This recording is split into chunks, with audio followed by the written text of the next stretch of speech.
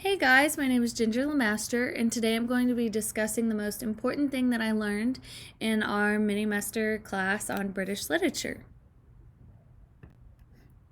So the most important thing that I did learn was that literature interacts with history and is influenced by history. I always thought for some reason that literature was kind of its standalone area, and that it didn't have anything to do with politics or religion or any of the rulings that were going on at the time. But as we've seen in this class, that is completely false. So, for some examples, in the Middle Ages, it's kind of an important time when the Roman Empire is falling apart and we had invasion of Germanic tribes in England. And so we see a lot of the Normannic literature influences.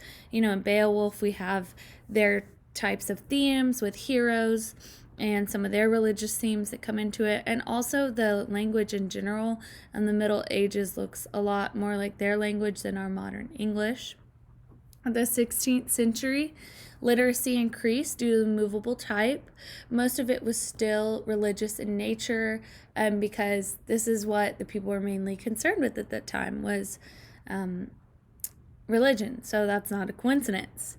17th century, there was religious upheaval between Protestants and Catholics, and so a lot of their literature was influenced by this, and those are the poems that we were able to read.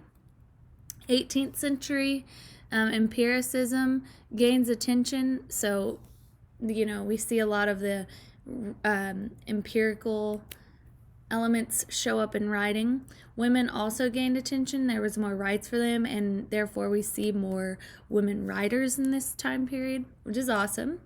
The Romantic period was influenced by the Industrial Revolution. So they were moving from agricultural society to an industrial society, which will definitely influence the kind of things that people are reading. And the 20th century and beyond, there was alienation. And so people were distanced from the writers, and there's mass literacy due to the Education Act.